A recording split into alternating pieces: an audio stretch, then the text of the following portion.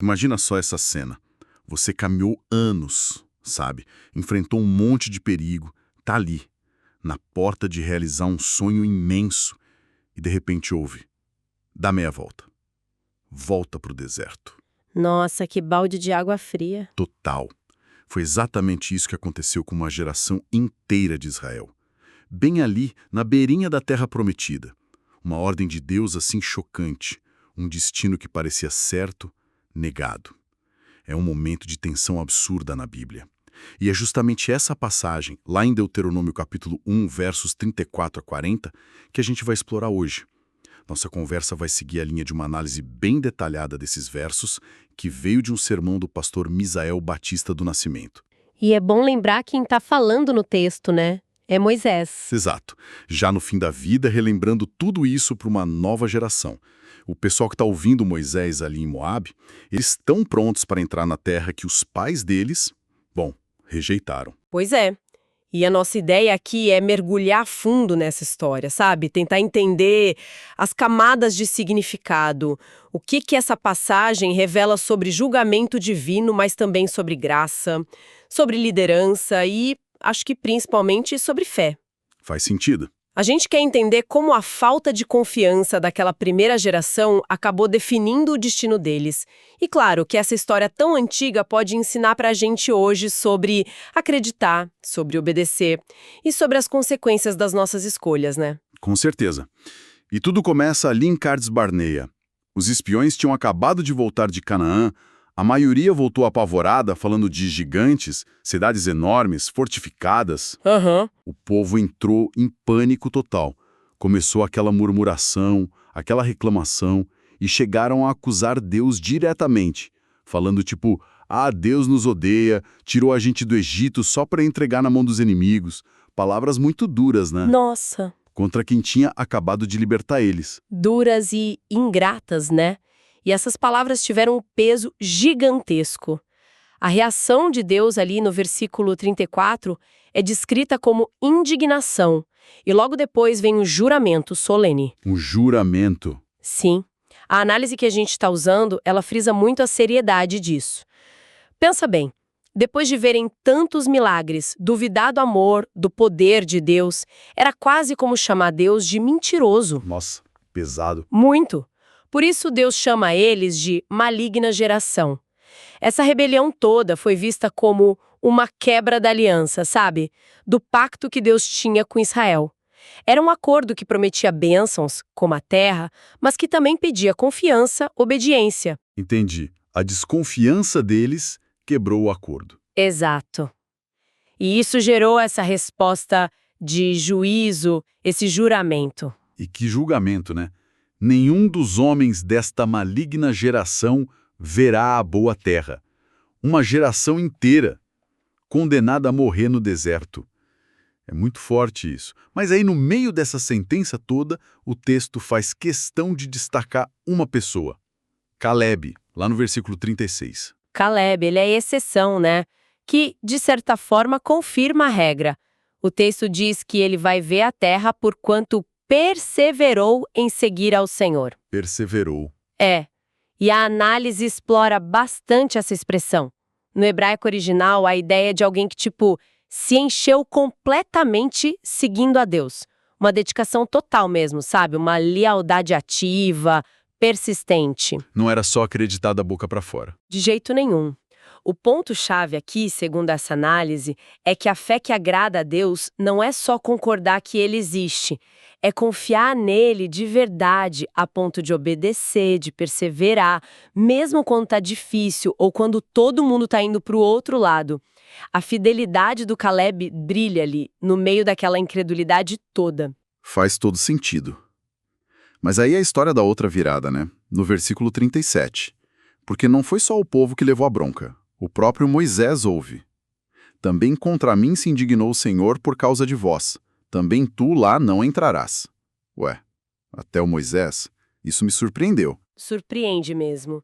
E a análise que a gente está vendo explora um pouco o porquê disso. Tem uma linha de interpretação que pega essa frase, por causa de vós, e sugere que Moisés, como líder, acabou compartilhando das consequências do pecado do povo. Tipo, ele era o representante daquela geração. Ah, entendi. Responsabilidade do líder. Isso. Mas tem outra visão, talvez até mais conhecida, que a fonte também menciona. Ela conecta essa proibição a um erro específico do Moisés que aconteceu mais tarde, naquele episódio das águas de Meribá, lá em Números 20. Ah, o da rocha. Esse mesmo. Que ele estava irritado com o povo, desobedeceu a Deus e bateu na rocha em vez de só falar com ela. Alguns estudiosos até sugerem que a frustração que começou lá em Cádiz com essa rebelião toda pode ter pesado para ele explodir lá em Meribá. Faz sentido, o estresse acumulado.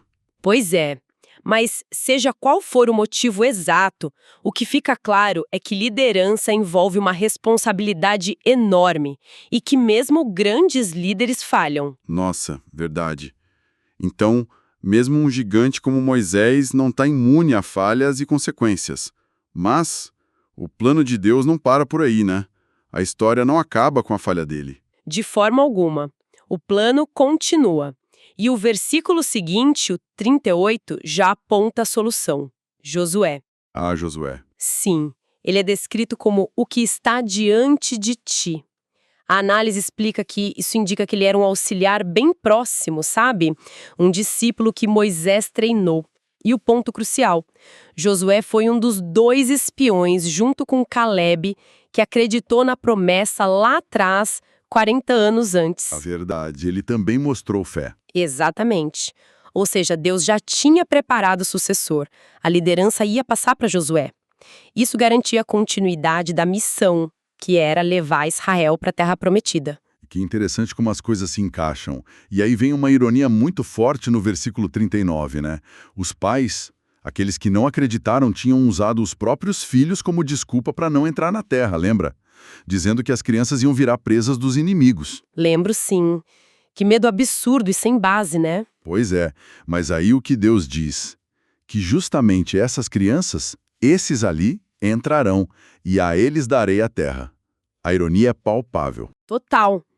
E a base para isso, segundo a análise, é que essa geração mais jovem, o pessoal que tinha menos de 20 anos na época da rebelião lá em Cádiz, não foi considerada culpada pela decisão dos pais. Eles não participaram daquela revolta.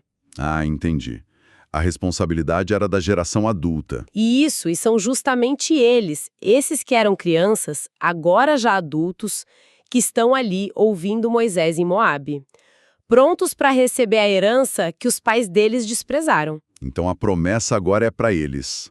Mas imagino que não seja algo automático, né? Eles têm a chance que os pais perderam, mas precisam agir diferente.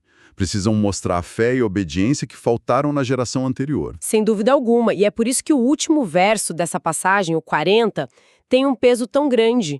Porém, vós virai-vos e parti para o deserto Pelagumar. Essa foi a ordem dada para a geração anterior, a sentença deles. Repetir isso agora? É um aviso muito sério para essa nova geração. É como se Deus dissesse, olha, lembrem do passado. A incredulidade leva de volta para o deserto, leva a andar em círculos, a perder a promessa. A escolha, de certa forma, está ali diante deles de novo. Confiar e avançar, ou duvidar e voltar para o deserto. Uau, forte mesmo. Saindo um pouco da análise do texto em si e pensando nas lições que a fonte traz disso tudo, como é que essa história tão antiga ainda conversa com a gente hoje? Olha, a análise ressalta muito que aquele momento em Cádiz Barneia foi um divisor de água, sabe? Uma oportunidade perdida, como dizem, com consequências que duraram muito tempo. Um ponto de virada. Exato. Mostra como momentos de escolha, baseados em fé ou em medo, podem definir o rumo das coisas por muito tempo. Décadas da história de Israel foram moldadas por aquela decisão. Ou melhor, pela falta de decisão correta. E sobre a fé em si, o que a gente aprende com essa passagem? Um ponto que a análise bate muito na tecla é que a fé verdadeira, a fé que vale, é ativa, é obediente. Não é só concordar com a cabeça, sabe? Como Caleb, né? Exatamente. Caleb é o exemplo perfeito. Ele confiou e agiu de acordo com essa confiança. Aquela geração que murmurou Eles também acreditavam que Deus existia, claro, mas eles não confiaram no caráter de Deus, na palavra dele. E isso teve consequências sérias. Questionar a bondade, o poder de Deus, não é pouca coisa. E isso mexe também com a nossa forma de ver Deus, né? Mexe muito. A análise enfatiza que Deus é amor, sim, com certeza. Mas ele também é santo, é justo. A reação dele à rebelião mostra que o pecado é levado a sério.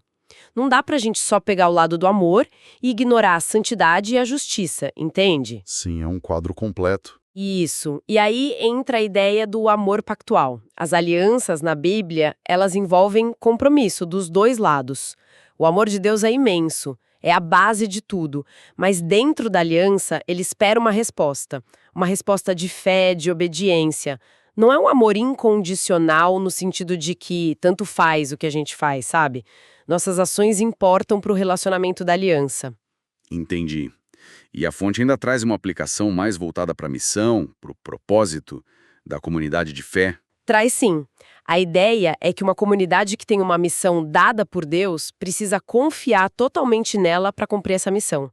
Se o povo não confiava em Deus nem para dar a terra prometida, como é que eles poderiam ser a nação que Deus queria que eles fossem? Faz sentido. Trazendo para hoje, a análise sugere que uma igreja, uma comunidade de fé, que quer fazer a diferença no mundo, ela precisa ser uma comunidade que crê de verdade e que obedece.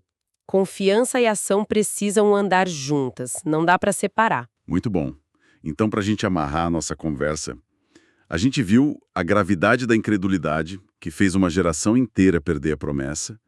Vimos a justiça de Deus no julgamento, mas também a graça dele preservando Caleb e dando a chance para a nova geração. Vimos que a liderança é super importante, mas que o plano de Deus segue em frente mesmo com as falhas humanas, como na passagem para Josué. E, talvez acima de tudo, fica essa lição constante, né? A necessidade de uma fé que seja ativa, confiante, obediente, para cada geração que se encontra diante das promessas e dos desafios de Deus. Exatamente.